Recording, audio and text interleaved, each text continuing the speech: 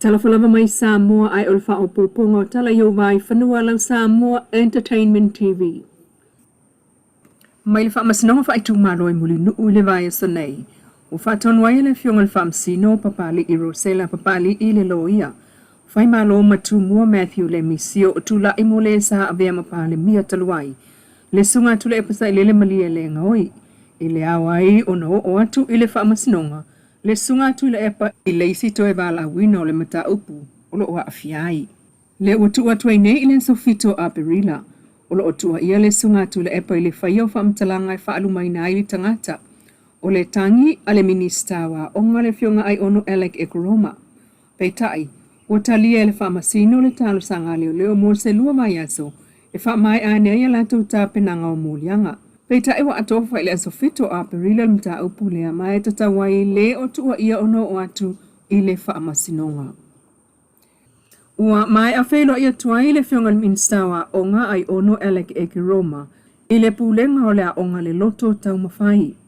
Lea onga le sili el selau whana we iaia fianga tu mau ile itatala ina lava talu wa uti tupe. E ese mai le fsosoani tupe o le One Government Grant Leisif sosoni mai le TFAT for Inclusive Education wa muta. Ifa maunga le fionga minstaila na itu lau. O ia ta uai le tau mawhai atu e toe whaaola mai le a onga lea. Na ia fsilingi ai le pulengo le malo. Mo se wha mao ningo se se la wafe TALA. E wha minoi ai ina ia mawhai ona toe a mata. Pei ta iwa ia wha malo si awa tu fo i le pulengo le a onga. E wha atu langa le leilan au onanga. Ile tu ainga o onanga e mawhai una whaatino i taimi whapenei. O le tulanga mautinoa le na. O o iai le taimi nei o le whaatulanga le lei o le au onanga mota mai tia onga e iaimana onga tu mau. E whaititi ai whaale tonu i le au onanga. Whaamano sia le nganulu e whaatasi. Mouna ia le ola e le eise whaalangolango isi. Ma ia fausia ni awala. E mawhai ai o na whaawau lea au onanga mo tangata o soifua ma afianga tu mau. Mai mna umia I lava se taita inga nga vaa, e ngā whatia lea ati na e. Ma ia tatau loa na amata ngā ruenga a o tau mawhai sa ilif suasoani, mai le tupe wha so soa le malo. O le tausanga wha al tupe lumana e lua olua fitu, ina ia wha awawa I pea nei tu aingo au nanga mana umia. Ua whaaftaia wha apitoa e le sa vea mawhai pulo le tu malo whale alilitasi le atunuu. Wa malie I le tapua I ngā Samoa na tunu pele. Mai a vivi ia e, ona au na le atua ma e ka le sia I le tatalo, whai tau langa, whaaftai tapa au mo whale upolu. Mai tu malo ia whaaftai a inga manuu, whaaftai mātua, o uso matua whaafine ai owo ai mai se mātua o tala le kiriso. Ia whaaftai mai ia whaaftai tele, e peo na whaamawina e le fio ngā toe lupe, po muli nuku o ne semo. O le whaaftai le whionga whai pule o whale ali tasi, ina wa yalongo tālai le tau nuunga o le tangi ale matai aluna I tū malo whaasanga ia teia. Peita I ole o umai le mata upui I. E ui ina ua awa ese I le pule al whaamsinonga le no fall sui pāle mia. O le whai pule o whale ali tasi mal pāle mene. Ai ua polo ia fo il whaamsinu siri le avatu le mata upu. Na ngi ai le se la wafe TALA I le ofiso lo ia sili ale malo e whai iailan suenga. O le sela wafe TALA na maona ne ilunga ina ua amatu le whai pule mai savai. Masui o le vang wha upail HRPP le ota sami le ota le mōli mau. I le wha amasinonga. Peita ele italia le wha amasino sili le tālusanga le lo ia to e lupe. E wha alea o ngā le tālusanga wha api ato le HRPP. O le isila asanga le nao le mta upu leo lo totoe. O le tanga i le wha amasinonga I le sela wafe TALA. Inisi o TALA. Ua whaelo whaalawa I tele mai le mta ngā ruenga o leo lo la tō ngā lulu e whaatasi I nei mal pulenga o fui mum whaalablawe whaafosei. I le taimi o le sauning o le tuto o tasi o Samoa. Ai mai se o le tu ngā whautasi ia iuni lua o luono.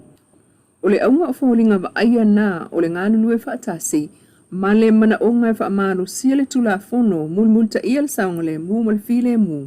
Ai o le lei mo tangata uma, le ngata o leo mai whaatasi ai. Ai o whaamalo si au pea I le longo whaawawan tanga ruengo leo o le say no to drugs. Toi lua masina ato atoa la malea o lo ototoe e wha umai ta penanga mo le whaamna tuina o le tuto o tasi tele o Samoa o luono. O le ato e whaatoa ba ai ai lea o whaafiafianga sa masani o na wa ai le sili le whaase fultau sanga ua tua nai. O tau vanga o whaili pū, tau vanga sabali, o tu unga bahalo mo fautasi, o ta alonga wha Samoa e au fia ma kikiti ali imta mai tai. Peitai, o whailo mai le tu la wal mtanga luengo leo leo. O le sofura ile Leilua fito mati e whaangata haile le stala inane o au ba akulula. Ma pao ile iwa ile tai au. Ma whaiale la tau whelo inga male soa komiti o le saunga le mu matu unga fautasi ile ofiso leo ia pia. Watu e whaamanino mai le li ipule, o le mlaiva ale le i whaleolo le fionga tu manu wā o le se lau TALA le uwha o popo i pāse se tangata e tu ua le mlaiva ale le i whaleolo. O le whaamanino talulo la tau te ena o TALA lo o toso i lunga le social media. Mea fia whaamanino i le atunu. O te tonu ai o le tū la whono whaatonu tonu po regulation lua fisfuro na mlaiva ale le. O lo ia ele departures, transit, ma le transfer passenger.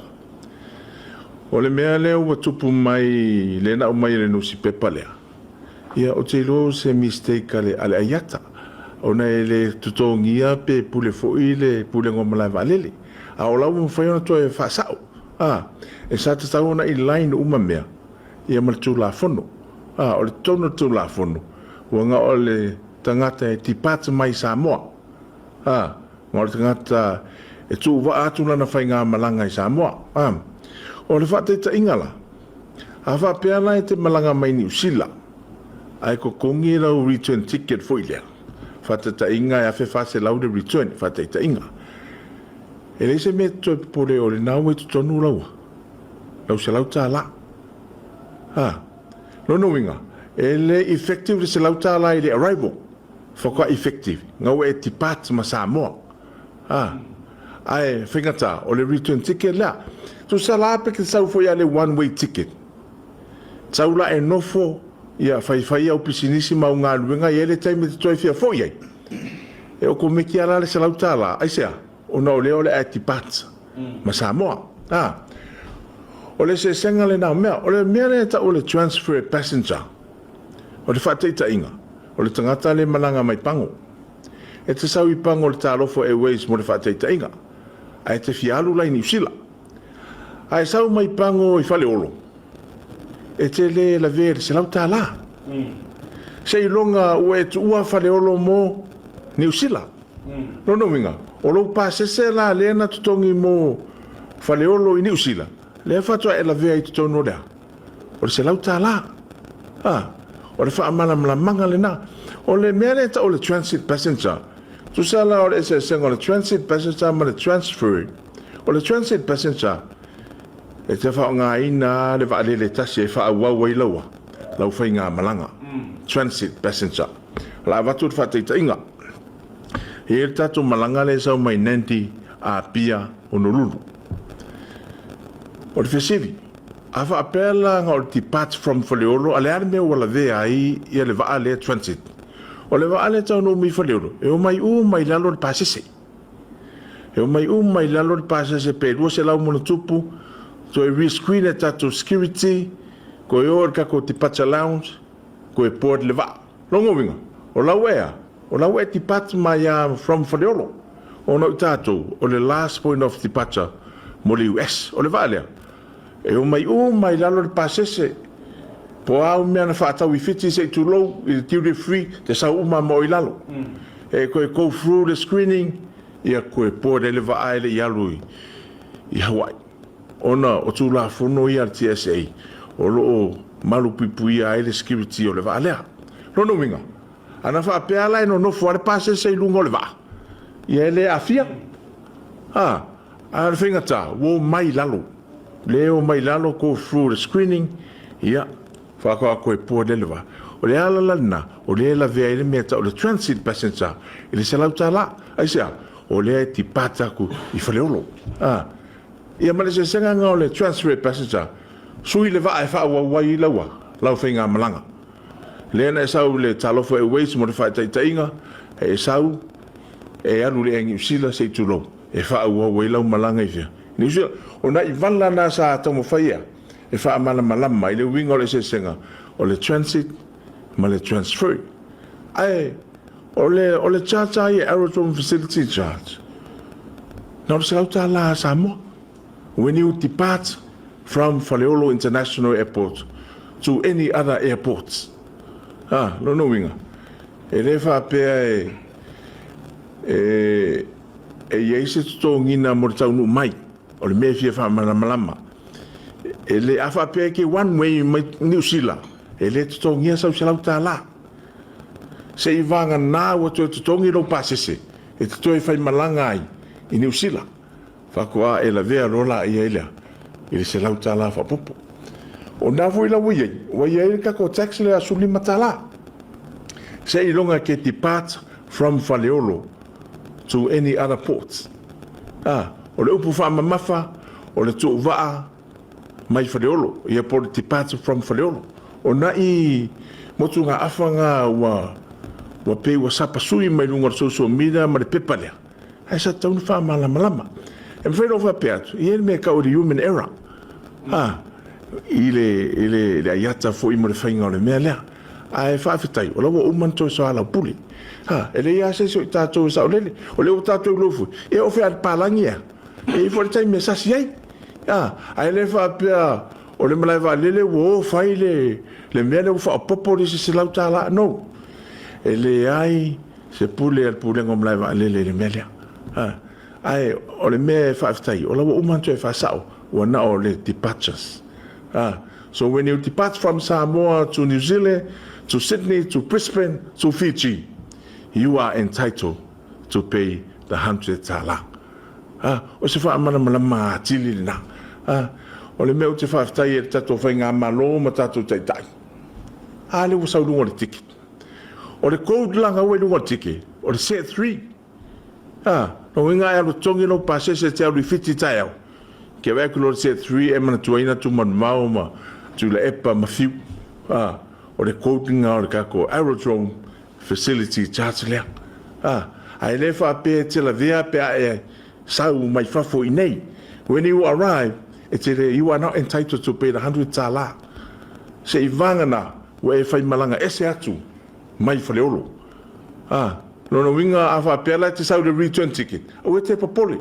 O le nau already e tutono lau ticket lau se South TALA. Ai sau le one way, se i longa la e toi peiro pa se toi whai malanga i New Zealand. Ia whakoa mawusina ta se South TALA wha popo e fsoswani pūrenga mlai walele ma na nganuenga whai o lo fuafua tiai. Le fionga tu man vau le pule o mlai walele Faleolo. O talanai o VAIFANUA mai Samoa, o nanga whaiwhai pea lau Samoa Entertainment TV mai e pia.